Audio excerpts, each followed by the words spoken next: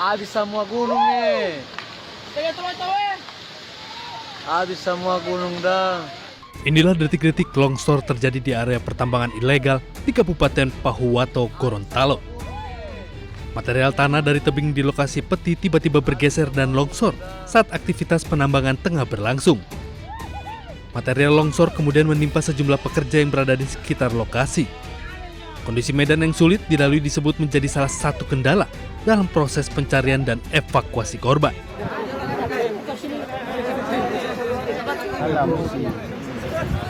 Sedikitnya 6 korban dievakuasi, 5 diantaranya dalam kondisi meninggal dunia dan 1 selamat.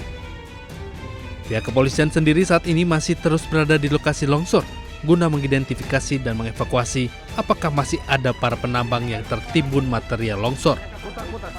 Dari Pahuwato, Gorontalo, Nur Faizil Hasan Ainus melaporkan.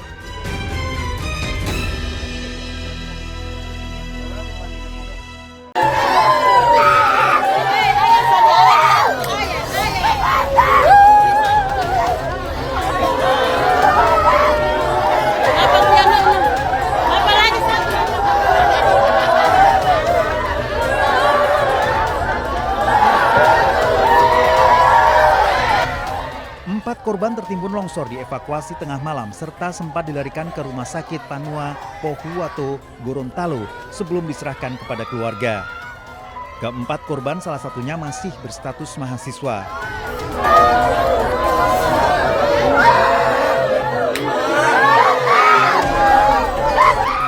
Para korban mulai beraktivitas tambang pada malam hari usai sholat Isya.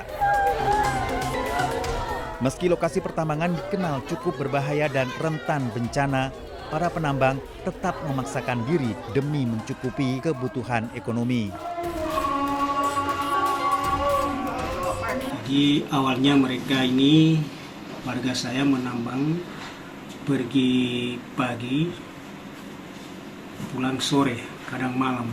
Karena mereka kasihan tempat pencarian sekarang ini tinggal di pertambangan. Nah, ketika 4 orang ini kejadiannya, informasi dari pihak keluarga yang saya interogasi, setelah sholat Isya tadi malam, mereka ini melaksanakan aktivitas. Keempat jenazah dimakamkan di pemakaman keluarga. Dari Pahuwato, Gorontalo, Nur Faizil Hasan iNews melaporkan.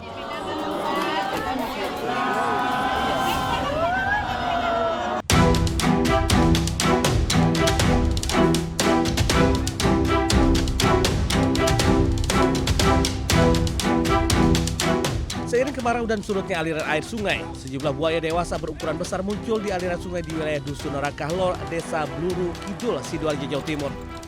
Buaya ini biasa menampakkan diri pada pagi dan sore hari di bantaran sungai yang tidak jauh dari permukiman warga. Meski belum ada laporan serangan buaya, warga mulai resah, khususnya mereka yang sehari-hari beraktivitas menggunakan sarana perahu. Pak, besar itu Pak tadi Pak. Besar. Warnanya hitam tadi. Nggak tahu musim apa ini Pak, sering muncul ini. Alhamdulillah nggak pernah ganggu Pak. Yang penting kita nggak ganggu. Ya biasanya ya itu apa? Gerak, ada perahu lewat itu buayanya gerak. Sementara itu, meski kemunculan buaya dewasa di permukiman sungai ini telah dilaporkan warga ke perangkat desa setempat, namun hingga kini belum ada tindakan apapun. Warga saat ini hanya berusaha menjauh jika mengetahui ada pergerakan buaya di sekitar mereka. Dari Sidoarjo, Jawa Timur, Pramono Putra News melaporkan.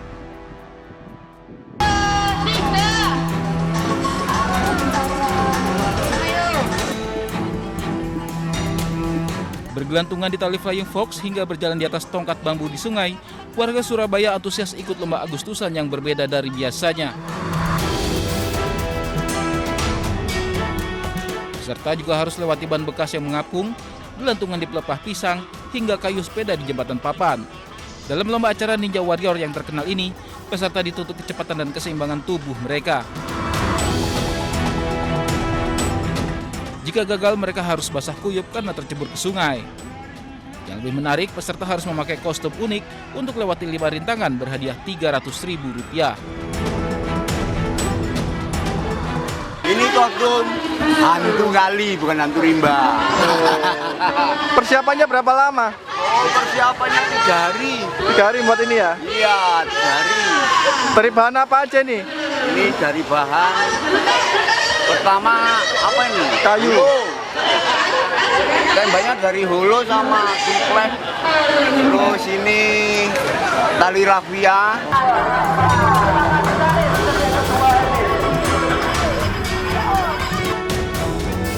Sementara di Kendal, warga Desa Karangayu, Kecamatan Cepiring menggelar lomba tangkap lele di sungai irigasi. Aksi para peserta saat berusaha menangkap lele mengundang gelak tawa warga. Karena menangkap lele yang licin dengan tangan kosong bukanlah perkara mudah. Sebelum perlombaan dimulai, warga bergotong royong membersihkan sungai agar alirannya tetap terjaga. Melalui lomba yang sederhana ini, warga desa membuktikan bahwa semangat kemerdekaan dapat dirayakan dengan kegiatan sederhana yang menghibur namun penuh makna. Dari Surabaya, Jawa Timur dan Kendal, Jawa Tengah, Rahmat Ilyasan dan Edi Prayetno, iNews melaporkan.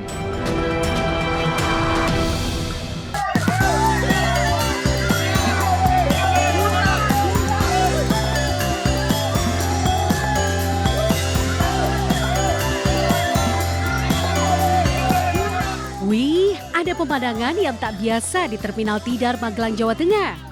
Menyambut hari ulang tahun kemerdekaan Republik Indonesia ke-81, biasanya bus-bus antar kota antar provinsi terlihat berlalu lalang mengangkut penumpang. Namun kali ini, armada transportasi tersebut justru ditarik oleh 5 orang sebagai bagian dari perlombaan unik yang baru pertama kali digelar di terminal tersebut. Perlombaan tarik bus ini menjadi daya tarik utama karena tingkat kesulitannya yang tinggi sekaligus filosofinya yang mendalam. Bus yang digunakan berbobot lebih dari 10 ton yang ditarik 5 orang peserta sejauh 25 meter. Dan keunikan lomba ini juga terlihat dari keberagaman pesertanya. Tidak hanya dari petugas internal terminal saja, peserta juga datang dari kalangan pedagang asongan, agen bus, pelaku UMKM, hingga instansi keamanan. Enggak susah sih, cuma seneng aja, lumayan berat. Tapi juara nggak tapi? Sempat juara? Sempat juara, ini mau diulang lagi, sekali lagi. Wah, semangat sekali ya bapak-bapak ini. Hati-hati nyeri otot, Pak. Jangan lupa diurut pakai minyak gosok. Dari Magelang, Jawa Tengah, Puji Hartono, iNews melaporkan.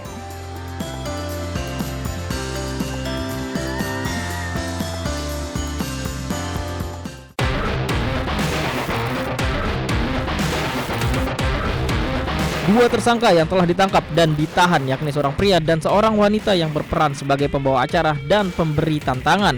Keduanya ditahan selama 20 hari ke depan terhitung sejak Kamis 13 Agustus 2026.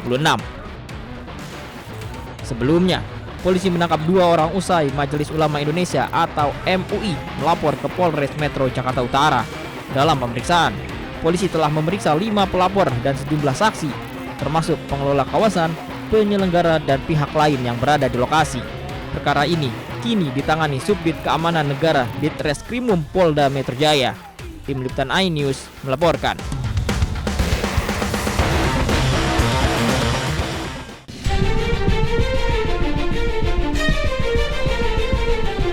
Asap tebal membumbung tinggi dan meluas di lokasi kebakaran di tempat pembuangan akhir Ciniru, Jalaksana, Kuningan.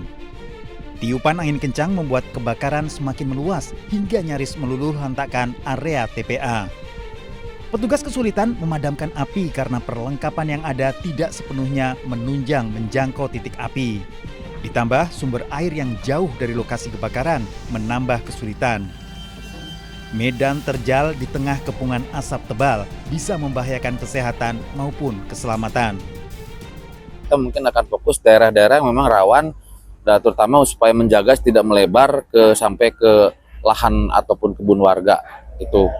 Dan untuk luasan tadi sekitar 4 hektar ya Pak. Dan kita akan berlangsung terus berkoordinasi juga dengan Pak Kadis LH.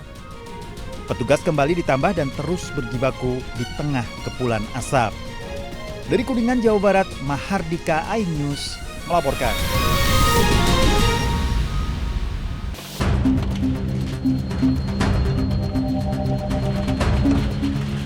Menggunakan alat berat, sedikitnya 58 bangunan liar yang ada di trotoar, bahu jalan, hingga saluran drainase di Jalan Raja Wali Kota Bandung dibongkar petugas. Para penghuni hanya bisa pasrah menyaksikan pembongkaran bangunan. Karena ini merupakan penertiban, jadi kita menertibkan bangunan liarnya. Jadi kita tidak ada kompensasi atau bentuk apapun juga, karena memang mereka telah menyalahi peraturan daerah Kota Bandung tentang KT.